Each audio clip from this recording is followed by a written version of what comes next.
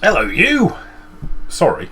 So anyway, this video is going to be a bit different. I'm going to be doing a product review of a graphics tablet. It's the XP Pen G640S, because there's a few things I've wanted to do on this channel, and one of those things is to do a tutorial of how I have taught binary in the past, because it's quite a difficult thing to teach, I think, sometimes. I think the reason it's difficult to teach is because in an IT suite you don't generally have a whiteboard. Certainly none of the IT suites I've ever taught in have ever had a functioning interactive whiteboard.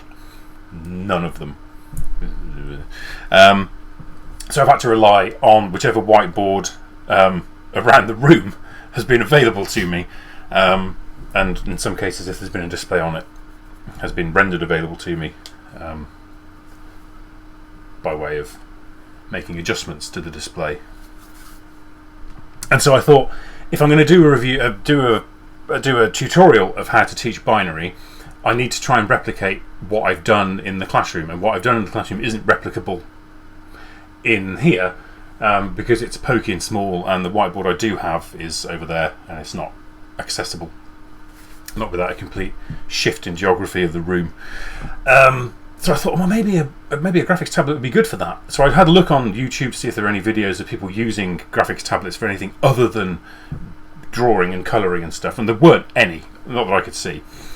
And I thought, well, that's sort of weird, because surely they have broader applications than just graphic design. So I got one of these tablets, and I've been playing with it for a few weeks, and I've used it several times in videos that have already gone up. The Ada Lovelace commemorative computational thinking video went up today, 9th of October. I used it briefly in that. I've used it a few times in other things, and you probably wouldn't even have noticed it. And I do have a tutorial video for binary coming up, and I've sort of got a mock-up version of that in this video, so you can see how it's used. And frankly, it occurs to me that if I can use it for sort of drawing and demonstrating how to teach binary and anything else, anybody could use it for that. So I don't want to get too far into it, because obviously I'd rather you watch the video, but I am utterly convinced now, much as I was before, but now I've kind of seen it in action, there are much wider applications for graphics tablets than just simply graphic design. And I think with a little bit of ingenuity and a tablet, obviously, you could do loads of stuff with it. It's like an interactive whiteboard on your desk. Yeah, so anyway, so here's a review. Well, actually, no, here are the titles.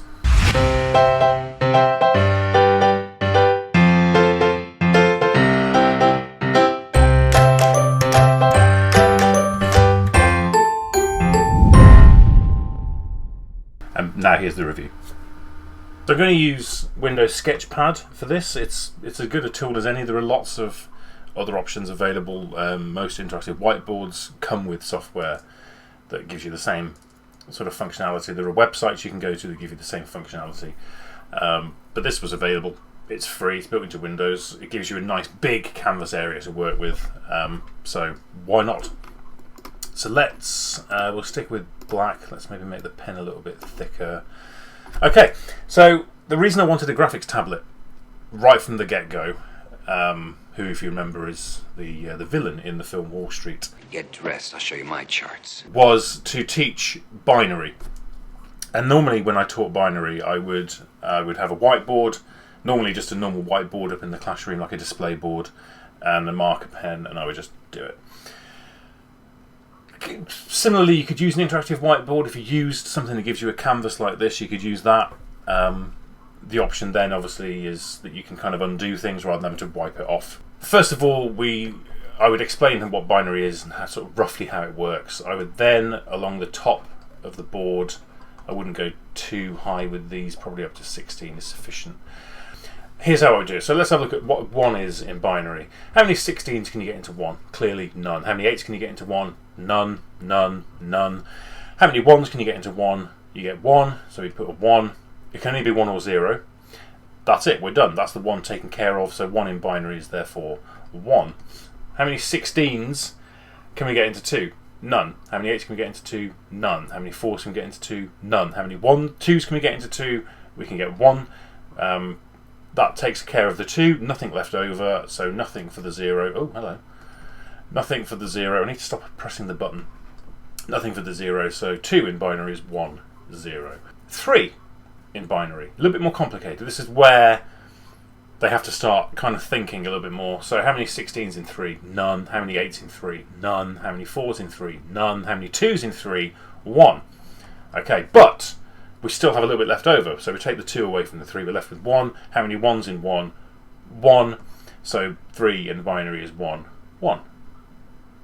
Still with me? There will be a video on this. Really, I'm just exploring whether this, as a system, works for explaining it. And it does seem pretty intuitive, actually. The only difficult part is undoing it, because that's a little bit clicking up here and undoing it. Having the option of using one of these buttons to undo what you've just done, that would be amazing, and I'm going to look into seeing if that's a possibility. We'll crack on to 5, and then I think we've pretty much covered it. So 4. How many 16s in 4? None. How many 8s in 4? None. How many 4s in 4? 1. Nothing left over, so 0, 0. So 1, 0, 0. Not 100. 1, 0, 0 is 3. No, it's not. It's 4 in binary. 5. How many 16s in 5? None. How many 8s in 5? None. How many 4s in 5? 1. We're left over 1. How many 2s in 1? None. How many 1s in 1? 1. So 1, 0, 1 is 5 in binary. And so on. And really at this point, I would expect the more able students to be able to start working it out in their heads. 1, 1, 0 would be 6. 0, 0 for those two. 1, 1, 1 would be 7. 1, 0, 0, 0, 8. 1, 0, 0, 1 for 9. 1, 0, 1, 0 for 10. And so on. So actually, this seems to work really well from the point of view of just being able to draw and write and change things. As I say, the only thing I miss is being able to undo things with the button. I know a lot of whiteboards you can kind of draw a circle around things you want to delete and they just disappear. Some sort of functionality like that would be quite useful. This is a website called Scribbler.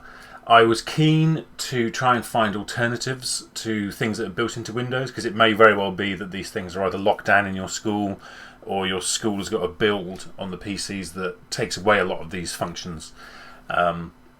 So this seems like a good thing. And also the thing I really like about Scribbler is you can have people join you. So you set up a room, which is what you can see on the screen now. You set up a room, just make sure, yeah, hopefully my face isn't obscuring too much of this. You set up a room. Other people can join the room so they can see what you can see on their screens. This might be quite a good way of doing it in a classroom. Because obviously if the kids are sat quite a way at the back and you're working on the board, they might not be able to see what you're doing. I really like this. Obviously your school probably has some sort of software that allows you to share screens in an IT suite. But if it doesn't, this is a much cheaper way of doing it. And it looks really, really good. However, as I said at the beginning, I'm only really interested in one thing. Men, huh? So here's the one thing I'm interested in, and that is teaching binary using a tablet and a pen. So, much like I showed you in Word, I'm just going to quickly sort of knock out 2, 4, 8, 16. Exactly the same principle as before. How many 1s in 1? There's 1, nothing else. 1 in 1 is 1 in binary. I need to come all the way over here to undo. And 2 16s into 2, no. 8s into 2, no. 4s into 2, no. 2s into 2, yes. There's 1, nothing left over. That's a 0. 1, 0 is 2 in binary. And so on. Now, this isn't the be-all and end-all of what this website allows you to do. And so I absolutely recommend you play around with it. Scribbler have very generously offered a 10% discount to anybody who signs up as a member of the teaching group. So here's the teaching group link. It looks really cool. I really love the fact you can collaborate with people. That's really, really clever. Yeah, I really like that. Great. So this is PowerPoint, fairly obviously. If you're watching this and you're a teacher, you should be more than familiar with PowerPoint. There's no escaping it, in spite of the changes to the national curriculum. So I wanted to sort of show another thing I'd hoped to do with a tablet and pen, which was to sort of demonstrate certain slides, be able to kind of highlight things, annotate things, that kind of thing. So this was a slide around Python. It was a scheme of work intended to teach programming concepts more than anything.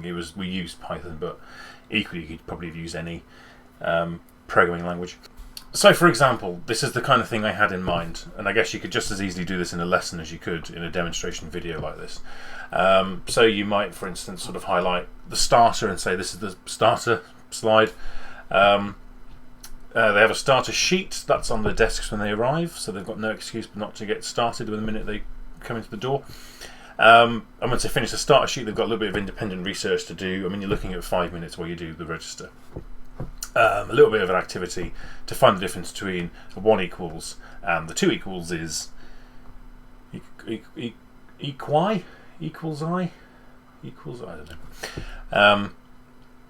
And so this obviously is quite cool. It allows you to kind of draw it. Now, the one thing it doesn't let you do, which is a shame, but I guess not unexpected, is that it won't allow you to kind of click over here and sort of highlight, like, you know, if I wanted to illustrate these 2 slides here, I mean, I suppose I could do that. But if I actually wanted to highlight these 2 slides, I can't, because once I click on them, it acts like a mouse button. Yeah, that's okay. I did that, didn't I? That's fine.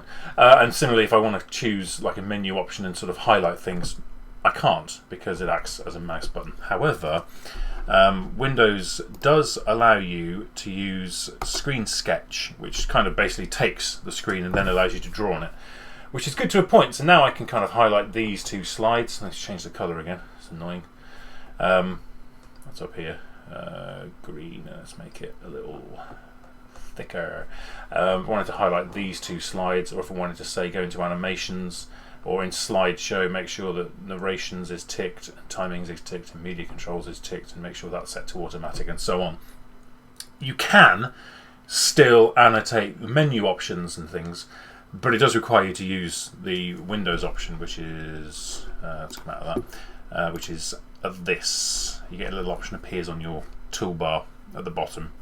And Screen Sketch is the thing you can use, which is fine if that isn't locked down by your IT department. If it is locked down by your IT department, then basically you're and so there it is. As I say, I've been using the tablet for a month or more now, not just in videos. I've been playing around with it generally, and I'm really impressed with it. It's exactly what I hoped it would be, and it allows you to do all the things I hoped it would allow you to do, with a combination of things like Scribbler, the website, or Windows Inc, which is something that becomes available to you in Windows once you have a tablet connected. I'd never seen it before until I had the tablet installed, and then all of a sudden this was a new set of options. I'm going to attempt to show you what they look like, just so you can see what I'm talking about, because I didn't make that clear in the review. So here's what the Windows Inc bit of Windows looks like. It's down there. So this is the Windows Inc Workspace. If you click it, you get this little pop-up with some new things that you may never have seen before if you've never previously used one, along with some suggested apps. Ignore those, lousy Windows trying to sell us things, although it's probably free. Sketchpad is what I used to show you binary originally at the very start of the review. Screen Sketch is what I showed you after that. So you can take a still of something like PowerPoint or your browser or Photoshop or whatever you want, and then you can draw on it. Yeah, there you go. That's Windows Inc Workspace. Becomes available, as I say, once you've installed a graphics tablet of some description. Yeah. So, in conclusion, internet now, I've turned my backlights on to make it a bit brighter in here, and all it's really done is made me darker. So, yeah. In conclusion, it's really cool. I mean, as an educational tool, not a toy. As an educational tool, it's really good in terms of using it as a resource, as a teacher. Being able to annotate things and do it in real time in a lesson, it's perfect for that. It's really intuitive. It doesn't take any real expertise. You plug it in, you might have to download drivers, you might not. Either way, it's really straightforward. And it occurs to me that actually there are probably other uses for this other than just simply either teaching things in a lesson or using it to annotate things or to highlight things in a lesson, or to, you know, if you're, I don't know, demonstrating a passage from a book and you're underlining things as you go. Again, the video I did earlier for the Ada Lovelace thing about computational thinking, when I circled an article that I did, you could do that in real time in the lesson, underline text as you're talking about it. If you're annotating a poem in a lesson, you could do that. So when if you're teaching a really young child, like the correct pencil grip, not that I ever really quite mastered it. I'm not a million miles away from the fist grip stage, to be honest. In an increasingly virtual world, it might be that using something like this and a tablet to kind of encourage those sorts of motor skills and stuff, that might be a good use for it too. It seems to me like there's endless possibilities, and the most important thing is there are endless possibilities beyond simply graphic design. So while I understand why tablets are marketed, why that's the thrust behind them is graphic design, there is a ton of other stuff you can do with this. And they're not massively expensive. It's quite a range of prices. The XP Pen one is about 40 quid, give or take. Is it worth it? Absolutely it's worth it. I would get one, and I would, even if you're only going to use it for kind of annotating things in lessons or teaching a particular thing, because once you have it, you suddenly think, oh, you know what else I could do? Oh, I could do that, yeah, I could use it for this. They're so cool. Thanks for watching.